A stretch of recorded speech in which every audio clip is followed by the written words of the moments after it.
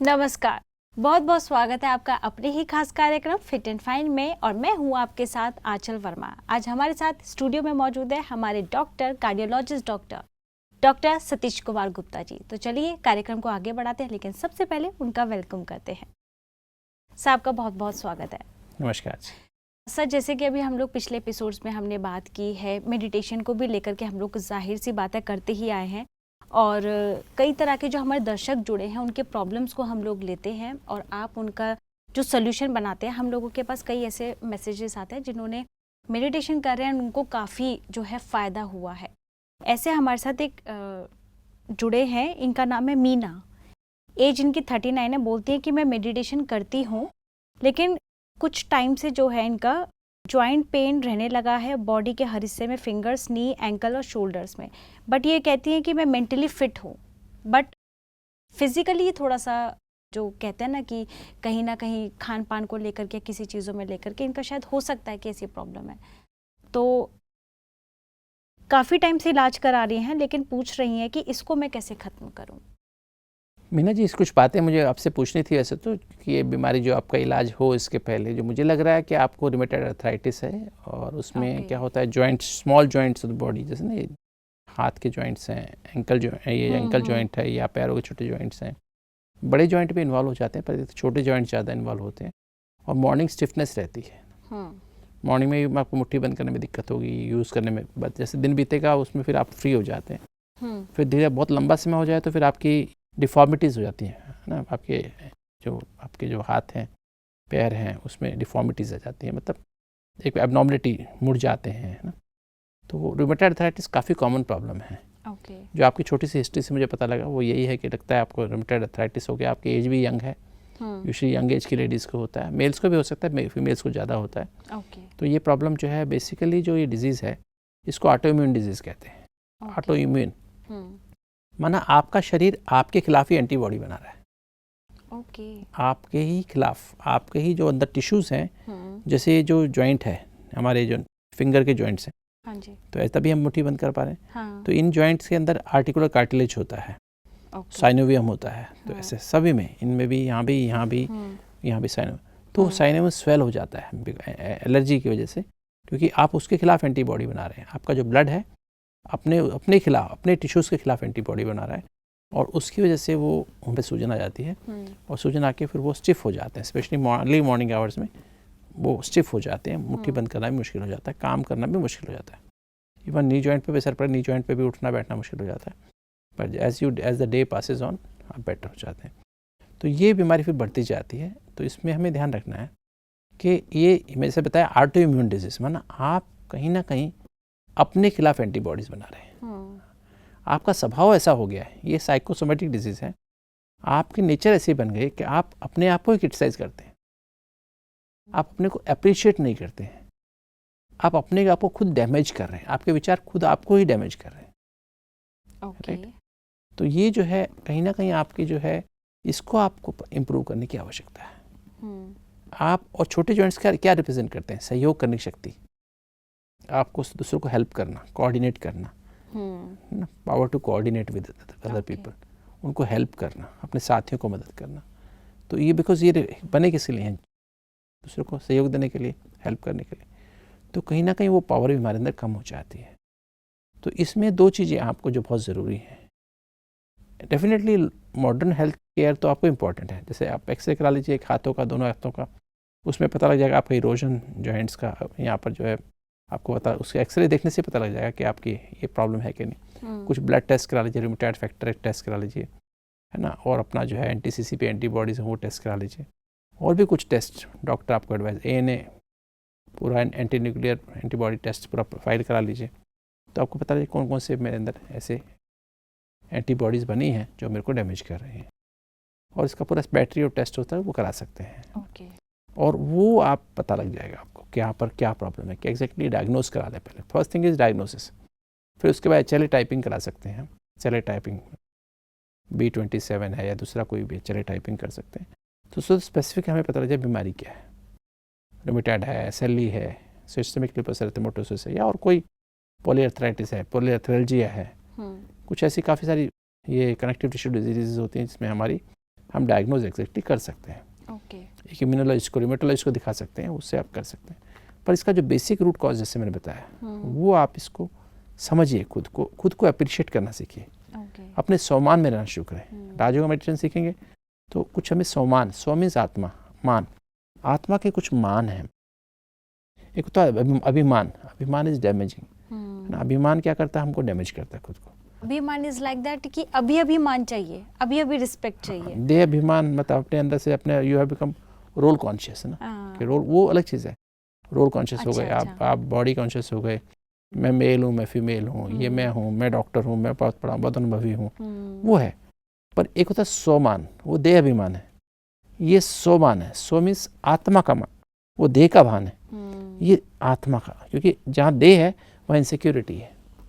हाँ, बॉडी तो जो है पेरिशेबल है ना, आत्मा इम्पेरिशेबल है ना, वो तो एटर्नल है ना। आत्मा तो बीइंग जो है वो एटर्नल, स्व जो है अंदर वाला स्व एटर्नल है। तो जितना स्वमान की प्रैक्टिस करेंगे, I am a being, I am peaceful being, I am a loveful being, I am a pure being, I am a happy being, है ना, उससे उसके स्वमान में रहेंगे। आप परमात्मा की संतान है, आत्मा है, परमात्मा की संतान है, ये भी एक स्वमान है। मैं मास्टर सर्वशक्तिवान हूँ, तो ये जो स्वमान है इसको अंदर से अप्रिशिएट करें। परमात्मा ज्ञान सागर है तो मैं मास्टर ज्ञान सागर हूँ। परमात्मा पवित्रता का सागर है तो मैं मास्टर पवित्रता का सागर हूँ। What is purity? Purity is you start enjoying the truth of yourself, truth of being a being, truth of being a soul, a eternal soul, right? मतलब जन्म मरण के परे एक ऐसी फीलिंग में आना, एटर्निटी की फीलिंग में आना, ये अपने आप में बहुत खुशी देता है। इसको अपने को अप्रिशिएट करना सीखिए। तो जितना राजयोग मेडिटेशन सीख लेंगे, आपको बहुत सारे सोमान, आपको 500 सोमान की लिस्ट मिल जाएगी। अच्छा। और उसमें बार बार उसको अपने आप को उसमें रहना शुरू करिए। तो आपका जो अपने प्रति रिजेक्शन है ना, feeling of rejecting yourself, that is the cause of this disease. Okay. हम खुद को, अपने टिश्यू को रिजेक्ट कर रहे हैं, अपने चेहरे को रिजेक्ट कर रहे हैं, अपने आप को रिजेक्ट कर रहे हैं। आई am not good enough, that is the inner feeling. Rheumatoid arthritis में सब जितनी ऑटोइम्यून डिजीज हैं, उनकी सबका बेसिक कारण के अंदर आई एम नॉट गुड इनफ। मैं अपने जहाँ पर भी हूँ, मैं मेल हूँ या फीमेल हूँ, I am not good enough for myself, for my family, for my profession, for my relationship. That feeling leads to autoimmune diseases, right? So I am good enough. That feeling, I am the best. I am the hero, heroine, actor of in this world drama, right? ये सोमान जितना आप अपने अंदर से लाएंगे, क्योंकि जो भी गठिया की दवाई खाएंगे, रूमेटॉइड आर्थराइटिस दवाई खाएंगे, वो सिम्टोमेटिकली आपको ठीक करेंगे, आपका पेन कम कर सकती है, इन्फ्लेमेशन ठीक कर सकती है। डिजीज़ मॉडिफाइंग एजेंट्स हैं, गोल्ड के इंजेक्शंस होते हैं और दवाइयाँ होती हैं, बड़े हमारी जो IL-6 इनहिबिटर्स होते हैं, कुछ ऐसी दवाइयाँ हम यूज़ करते हैं, बहुत महंगी भी होती हैं और वो उनके साइड इफ़ेक्ट्स भी होते हैं। कि तो इस सोमान का कोई साइड इफ़ेक्ट नहीं है। वो आप ट्रीटमेंट करिए, वॉट एवर मेडिकेशन जो डॉक्टर आपका रिमेटोलॉजिस्ट बताता है, एक अच्छा फिजिशियन, मैं भी ट्रीट करता हूँ पेशेंट्स को, है ना। हालांकि मैं हार्ट स्पेशलिस्ट हूँ वैसे तो, पर लोग मेरे पास सब तरह के लोग आते हैं, क्योंकि उनको पता है कि आई ट्रीट हॉलिस्टिकली। मैं जो है 3 डायमेंशनल हेल्थ केयर सिस्टम से ट्रीट करता हूँ, और वो बीमारियाँ जो लाइलाज लगभग हो जाती हैं, हमारे पास आके ठीक हो जाती हैं। तो वो उनको मैं सिखाता हूँ, तो उनको मैं ज़्यादातर ऑनलाइन करता हूँ, क्योंकि पेशेंट बहुत दूर दूर से होते हैं, US के भी होते हैं, UK के भी, भारत के भी डिफरेंट, केरला से भी होते हैं, चेन्नई से भी होते हैं, और मतलब all parts of the country होते हैं। तो वो सबको मैं ऑनलाइन लेता हूँ, कई बार दिखाने भी आ जाते हैं, उनको भी देख लेता हूँ, पर ज़्यादातर ऐसे पेशेंट्स को ऑनलाइन लेता हूँ। तो वो मैं ट्रीट करता हूँ, किंतु मैंने देखा उनका बहुत जल्दी ठीक हो जाते हैं। अच्छा। तो एक तो सोमान में रहना शुरू करें, दूसरा जब सोमान में परमात्मा से कंबाइन होना सीख जाएंगे, क्योंकि सोमान रहेंगे तो परमात्मा से, क्योंकि परमात्मा सोमान देता है, उससे कंबाइन होना सीख जाएंगे।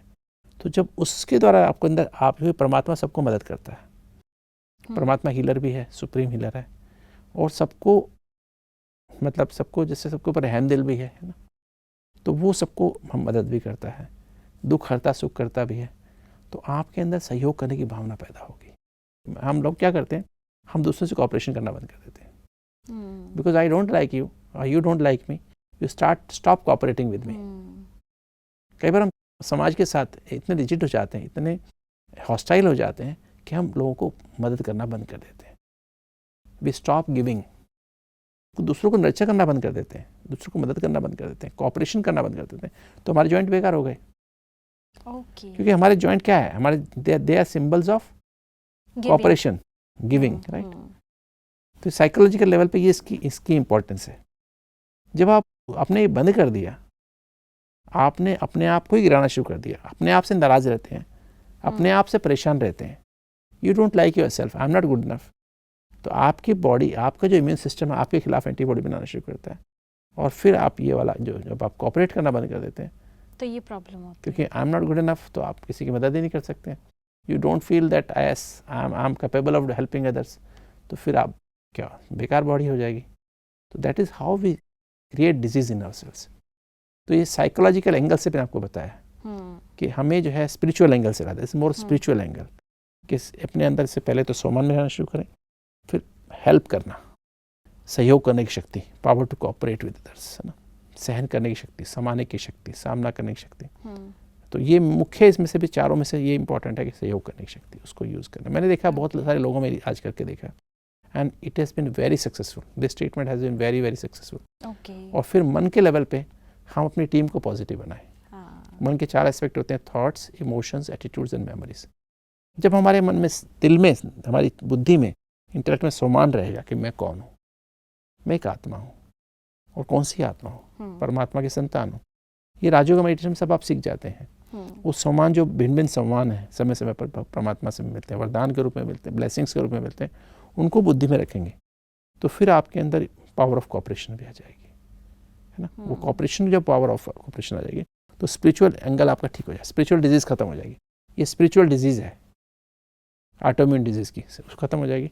अब मेंटल लेवल पे पहले आपकी टीम नेगेटिव हो गई थी, थॉट्स जैसे जैसे मन में था उसी अनुसार थॉट्स थे, उसी के अनुसार इमोशंस थे, उसके अनुसार एटीट्यूड थे, उसके अंदर मेमोरी जो मोस्टली नेगेटिव हो गई थी, बिलीफ सिस्टम भी नेगेटिव हो गए थे। मैं ठीक नहीं हो सकती, मैं अब मेरा कोई कुछ नहीं हो सकता, I am gone, my life is useless, है ना। इस तरह से अपने आप को दिल शिकस्त कर लेते हैं। तो वो उसको क्या, आप टीम आपकी पॉजिटिव होने लगेगी, और उसमें मुरली आपकी बहुत मदद करेगी। परमात्मा जो महावाक्य मुरली के रूप में हम सुनते हैं वो आप रोज सुनेंगे, और 8 बजे तक आप साइलेंस में रहेंगे, क्योंकि उसमें कॉर्टिसोल निकलता है, हमारी बोन्स ऑस्टियोपोरोटिक हो जाती हैं। जब आप जानते होंगे कि आप एक्सरे जब कराएंगे तो आपकी बोन देखेंगे एकदम काली काली दिखाई देंगे, इंस्टेड ऑफ बीइंग वाइट, तो इसको ऑस्टियोपोरोसिस कहते हैं। और उसमें इसका टाइम का बहुत महत्व है, 8 बजे तक का। तो उठने से लेकर के जो भी कुछ आप सोचते हैं, जो भी भावनाएं या एटीट्यूड लाइफ के प्रति रखते हैं, और जो भी बिलीफ सिस्टम्स आपके होते हैं, जो भी आदतें आपकी होती हैं, उसके आधार पे 8 बजे तक कॉर्टिसोल नाम का हार्मोन निकलता है। और अगर आपके थॉट्स नेगेटिव हैं, विचार नेगेटिव चलते हैं, भावनाएं नेगेटिव हैं अपने प्रति या दूसरों के प्रति, दुर्भावनाएं हैं, अशुभ भावनाएं हैं, बद्दुआएं देते हो दूसरों को, खुद को भी बद्दुआएं देते हो, दूसरों को भी बद्दुआएं, एटीट्यूड जीवन के प्रति पॉजिटिव नहीं है, दृष्टिकोण नेगेटिव है, आप दूसरों को नेगेटिव दृष्टि से देखते हो, आपके बिलीफ सिस्टम नेगेटिव है। मेरे ऊपर तो शनि की दशा चल रही है, मेरे ऊपर तो शुक्र की दशा चल रही है, मेरे ऊपर तो मंगल भारी है ना, मेरे ऊपर ये भारी है, वो भारी है, और मैं सबसे भारी हूँ, है ना। तो ये जब एटीट्यूड बन जाता है ना, हमारा बिलीफ सिस्टम ऐसे बन जाते हैं, तो वो बिलीफ सिस्टम बहुत नेगेटिव सिस्टम्स होते हैं, जो कि हमें हर चीज़ करने से रोकते हैं, है ना। शायद मेरे ऊपर तो 7.5 साल तक तो अब शनि रहेगा, है ना, 7.5 साल तक शनि रहेगा, अब 7.5 तक कब पूरे होंगे, है ना। अब वो उसी का वेट कर रहा है कि 7.5 साल पूरे होंगे, उसके लिए बहुत सारी कलाएं, बहुत सारी चीजें करते रहते हैं, दूसरे चक्करों में फंस जाते हैं। जब हमारी टीम पॉजिटिव हो जाए, जब सम्मान में रहने लगेंगे, सबको कोऑपरेट करने लगते हैं, तो अपनी टीम, अपने विचार पॉजिटिव चलने लगते हैं, भावनाएं सबके लिए तो शुभ भावना हो जाती है, हमारा एटीट्यूड सबके प्रति रूहानियत वाला हो जाता है, स्पिरिचुअल एटीट्यूड, मैं भी आत्मा, ये भी आत्मा, हम एक परमात्मा बाप के बच्चे हैं, दृष्टि बदल जाती है, हमारा आभामंडल बदल जाता है ना, पावरफुल हो जाता है, और हमारे अंदर क्या होता है, हमारा बिलीफ सिस्टम बदल जाता है, क्योंकि भगवान के साथ, परमात्मा के साथ, आत्मा परमात्मा की संतान है, तो हम उसके साथ हर संबंध की अनुभूति कर सकते हैं। आरती में तो गाते हैं हम, तुम ही हो माता पिता, तुम ही हो बंधु सखा, तुम ही हो साथी, तुम ही सहारे, पर वो गाने तक रह जाता है, और हम मेडिटेशन में इसको महसूस करते हैं, परमात्मा से एक संबंध को महसूस करते हैं। परमात्मा हर समय, हर जगह, हर कार्य में, हर संबंध से आपको हेल्प करने के लिए बांधा हुआ है, मदद करने के लिए बांधा हुआ है, आप एक कदम चलते, भगवान आपके लिए 1000 कदम चलता है। आप कहेंगे मैं डॉक्टरों को ऐसी बातें करता हूँ, पर मैं ऐसी बातें नहीं कर रहा हूँ, क्योंकि मैंने उसको देखा हुआ है। लाइलाज बीमारियों में, इनक्योरेबल डिजीज़ में मैंने देखा है कि कैसे बीमारियाँ जब लोग प्रैक्टिस करते हैं, क्योंकि मेरा पिछला 25 साल राजयोग मेडिटेशन के प्रयोग में ही गया है, और मैंने DRDO के साथ मिलकर इस पर पूरे एक्सपेरिमेंट किए हैं कि मेडिटेशन के द्वारा क्या हमारे हैप्पी हार्मोन्स कैसे बढ़ते हैं, स्ट्रेस हार्मोन कैसे खत्म हो जाते हैं, कॉर्टिसोल हार्मोन कैसे कम हो जाता है, विद इन 7 days कम हो जाता है। क्योंकि कॉर्टिसोल हार्मोन ज़्यादा निकलेगा, अगर मेरी टीम नेगेटिव होगी सुबह 8 बजे तक, नेगेटिव विचार, नेगेटिव भावनाएं होंगी, तो मेरा कॉर्टिसोल इतना ज़्यादा निकल जाता है, साथ मुझे जल्दी चिंता, गुस्सा रहती है, इरिटेट होता रहता हूँ, बात बात में मैं इरिटेट होता हूँ, और मेरी कॉर्टिसोल से सारी हड्डियाँ खोखली हो जाती हैं, ऑस्टियोपोरोटिक हो जाती हैं, सारा कैल्शियम बाहर निकल जाता है। तो डेफिनेटली मेरी हड्डियाँ ख़राब हो गई ना, तो खाली ये वाले जॉइंट नहीं, मेरी बड़ी बड़ी बोन्स की भी हड्डियाँ ख़राब हो जाएंगी, कैल्शियम जॉइंट में, बॉडी के जो भी जॉइंट सब में हड्डियाँ ख़राब हो जाएगी, सब ऑस्टियोपोरोसिस हो जाएगा, तो सारी बॉडी में दर्द शुरू हो जाएगा। 4 से 8 का टाइम बहुत बहुत इंपॉर्टेंट है। तो इसमें हमें पॉजिटिव टीम रखनी है अपनी, तो आप देखेंगे आपकी बोन्स स्ट्रांग होती जाएंगी, कॉर्टिसोल बैलेंस में निकलेगा, सारे दिन शांत रहेंगे, खुश रहेंगे, संतुष्ट रहेंगे, एफिशिएंसी बढ़ जाएगी, और फिर ये टीम आपकी पॉजिटिव हो गई। और फिर थोड़ा सा आप नी जॉइंट के लिए थोड़ी सी इसके जो भी जॉइंट्स आपके उनकी एक्सरसाइजेस थोड़ी करिए, थोड़ी मेडिसिन जैसे आपने बताया, कुछ भी आपको डॉक्टर्स एडवाइस करते हैं, जैसे रूमेटॉइड की कुछ तो मेडिसिन होती हैं, हम कुछ डिफरेंट मेडिसिन का HCQ नाम की मेडिसिन खाते हैं, और मेडिसिन खाते हैं, कुछ डिजीज मॉडिफाइंग एजेंट्स होते हैं, वो मैं नाम नहीं लेना चाहूँगा क्योंकि इस प्रोग्राम में वो मॉडर्न हेल्थ केयर के डॉक्टर्स आपको, मैं भी लिख सकता हूँ, दूसरे डॉक्टर्स भी आपको मदद कर सकते हैं, वो दवाई लेंगे और साथ में प्रॉपर एक्सरसाइज करेंगे, मसल्स की, जॉइंट्स की, डेली वॉक करिए, है ना, be active as far as possible. ये मत समझिए मेरे जॉइंट्स खराब हो गए, नहीं, खराब नहीं हुए, this can be repaired, this can be totally regenerated, पूरे नए बन सकते हैं, आप अंदर विश्वास रखिए। तो अपनी medicine, modern health care plus proper diet, ऐसा भोजन खाएं जो गरिष्ठ ना हो, सात्विक हो, ज़्यादा फाइबर, फल, सलाद, सब्जियां ज़्यादा मात्रा में खाएं, चपाती खाएं, गेहूं चने की चपाती खाएं, ताकि प्रोटीन भी अच्छी मात्रा में मिले आपको। बार बार वो डाइट प्रोग्राम बताता हूँ, मैं बार बार बताने के टाइम पे खाएं, चबा चबा के खाएं, पेशेंस से खाएं, परमात्मा की याद में खाएं, सैर करें, हर बॉडी के जॉइंट की एक्सरसाइज करें, प्रॉपर नींद करें, इंटरनेट मीडिया से बचें, जितना हो सके सोशल मीडिया से बचें, नेगेटिव न्यूज़ को अपने आप को फीड ना दें, नेगेटिव बातें सुनना, hear no evil, see no evil, read no evil, talk no evil, think no evil and do no evil. तो नेगेटिव न्यूज़ दिखना बंद करें। तो मैंने तो बहुत अच्छे एक्सपेरिमेंट करे, मेरे को 43 साल से चश्मा था, प्लस 3.5 था, ओके, सॉरी इसमें एक आंख में माइनस, ओके, माई पे था ना मुझे, तो मतलब मेरा तो 3.25 और 3 नंबर था। तो ऐसा नहीं कि मैं ऐसे ही बोल रहा हूँ, मेरे अपने अनुभव और पेशेंट्स के बहुत सारे अनुभव, उसके बेस पे ही मैं आपसे बात करता हूँ। तो वो जो है उनके, मेरे चश्मा हट गया, देखो कितना 43 साल लगा रहा, अब 3.5 साल से चश्मा नहीं, 4 साल होने वाले। तो मेरा ना दूर का नंबर था, नज़दीक का भी था, दोनों ही खत्म हो गए। किस बेस पे? जैसे मैंने निर्दोष दृष्टि का इस्तेमाल किया, सबके अंदर गुण देखना, किसी के अंदर भी मुझे सब निर्दोष है, किसी के अंदर कोई बुराई है ही नहीं, तो उससे मेरे आंखें अपने आप, मैंने कोशिश नहीं की, अपने आप ठीक हो गई। अच्छा। चश्मा उतर ही गया, दोनों ही, है ना, नज़दीक का दूर का दोनों उतर गया। तो ऐसे ही जैसे इसमें भी ये है, जो आप इसको प्रैक्टिस करके देखिए, ऐसे मैंने बहुत सारे पेशेंट्स को किया है, और जिससे उनकी बीमारी जड़ से आज खत्म हो गई, उनको दवाई भी नहीं ले रहे, now they are absolutely healthy, है ना। तो डाइट, एक्सरसाइज, प्रॉपर स्लीप, और समय पर अकॉर्डिंग टू अवर क्लॉक। तो आप अगर ये करेंगे स्पिरिचुअल लेवल पे, साइकोलॉजिकल इमोशनल लेवल पे, और फिजिकल लेवल पे, प्लस थोड़ी सी मेडिकेशन, बहुत सारा मेडिटेशन और थोड़ी सी मेडिकेशन, तो आप इस रूमेटॉइड आर्थराइटिस से बिल्कुल मुक्ति पा लेंगे, आप सदा स्वस्थ हो जाएंगे। डॉक्टर साहब, अभी आपने जैसे एक्सरसाइज की बात की है, तो दर्शक ज़रूर जानना चाहेंगे कि किस तरह की एक्सरसाइज कितने टाइम में, जोन से जॉइंट पर है, जैसे स्पेशली हमें तो सारी बॉडी की एक्सरसाइज, जैसे walking is the best exercise. Okay, आप वॉकिंग करें खुले सनराइज होने के बाद। अभी जैसे कुछ लोग नहीं है कि उनको वॉक नहीं कर पाते हैं, घुटनों में ज़्यादा दिक्कत है, तो वो बैठ करके भी कोई ऐसी एक्सरसाइज कर सकते हैं कि तो 11 बजे के आसपास, अगर सब सर्दियाँ हैं बहुत, सर्दियों में 8 बजे तो आप नाश्ता कर लें, सर्दियों में बाहर नहीं निकलें, और फिर 11 बजे के आसपास, खाने के 3 घंटे बाद, लंच ब्रेकफास्ट के 3 घंटे बाद आप लगभग, तो फिर आप चले जाएं 11 बजे, धूप अच्छी निकल आती है, धूप में बैठ के पहले एक्सरसाइज करें, अपने जॉइंट्स को मोबिलाइज करें, और उसके बाद वॉकिंग करें। वॉकिंग में सारे जॉइंट्स की एक्सरसाइज अपने आप हो जाती है, और बाकी लोकल जैसे जो भी जॉइंट ज़्यादा इन्वॉल्व, उनको ज़्यादा एक्सरसाइज आप लोकल फिजियोथेरेपी से सीख सकते हैं, वो आपको है मदद करेंगे, है ना। अगर ज़्यादा डिफॉर्मिटी होगी तो आप कैलिपर्स यूज़ कर सकते हैं, तो धीरे धीरे जॉइंट्स एक बार स्ट्रेट हो जाएंगे, फिर धीरे धीरे ठीक हो जाएंगे। और ऐसे ही फिर आप जो है शाम के टाइम भी सनसेट होने के बाद ना करें, सनसेट के पहले करें। अच्छा। और बेस्ट है 4 बजे कर लें, उसमें धूप रहती है। ओके। तो 4 बजे फिर कर लें। 1 घंटा सुबह 11 से 12 एक्सरसाइज कर और दें, एक बार और शाम को आधा घंटा पौना घंटा शाम को भी दें। तो आप ठीक। देखेंगे आपके सारे जॉइंट्स जो आप देखेंगे असंभव लग रहा है आपको अभी ठीक होना, वो आपको यदि संभव हो जाए।